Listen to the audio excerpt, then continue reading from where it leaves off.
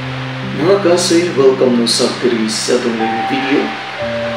O karon, ano sa kita nagkuha o mga gutlo sa Ebanghelyo na ito karon o mo'y atong ipaambit diha karon kanina. Diha karon sa Ebanghelyo ni San Marcos, adunay duha ka tawo na naghangyo kong Jesus nga mamaayo sila. O kining moong asoy sa Ebanghelyo nagsimbolo sa grabing pagtuo o pagsalig nila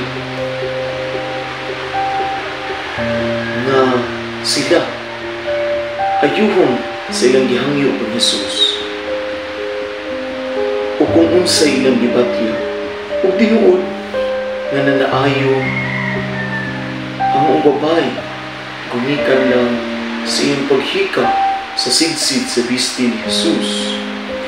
O usab ang anak ni Jairo nga patay na gibanhaw ni Jesus ug unta atong himuong sumbanan ang pagtuo nitong babay ug kang Jairo na gumikan lang sa ilang pagtuo na ang pamilya ang kaayuhan ng ilang gitinguha.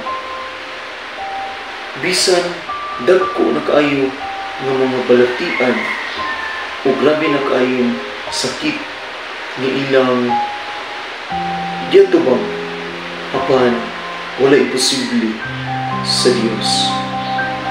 Giingnan lamang sila na salig o ayaw kahadlo.